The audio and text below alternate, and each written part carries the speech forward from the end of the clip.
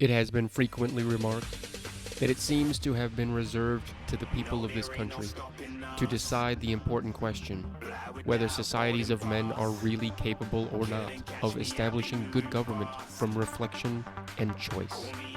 Alexander Hamilton, the first article of the Federalist Papers. Will we be governed by reflection and choice, or by accident and force? That was the question Hamilton posed at the birth of this republic. And now, over 2 centuries later, it remains unanswered. Not because we lack the intelligence, but because we've surrendered the will. Look around. Do you see reflection in our politics? Do you see choice in our laws? We are governed by algorithms, clickbait, and closed doors. We are governed by legacy wealth, corporate donors, and professional deceivers. We are governed by force, not just the kind with weapons, but the more insidious kind. The force of fear, the force of ignorance, the force of just trust us. Hamilton begged us not to drift into this. He warned us that people would attempt to raise prejudices of the community against the proposed Constitution by representing it as the favorite plan of those who seek power. And yet, what are modern elections but power-seeking performances? What is Congress but a brokerage? What is government now if not a reality show produced by the very interests Hamilton warned would hijack the helm? This paper was not just an introduction. It was a dare.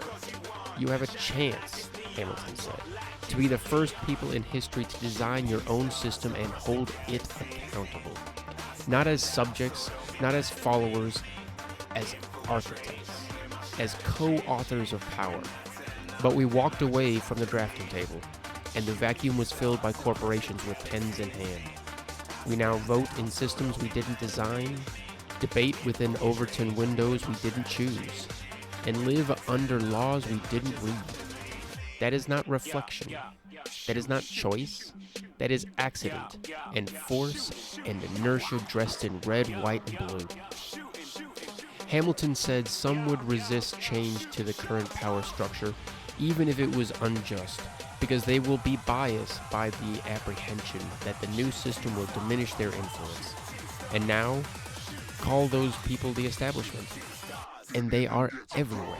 They have built an empire not on wisdom, but on distraction, on keeping you angry, tribal, exhausted, so you didn't notice the machine running beneath it all. But here's the truth. Hamilton knew. The system isn't sacred. The people are. The system is only legitimate when it reflects their will, not manufactures their consent. So here we are. Same question, different century.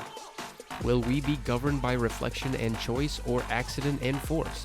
Because every election cycle, every manipulated crisis, every carefully crafted false dichotomy is another attempt to answer that question without your input.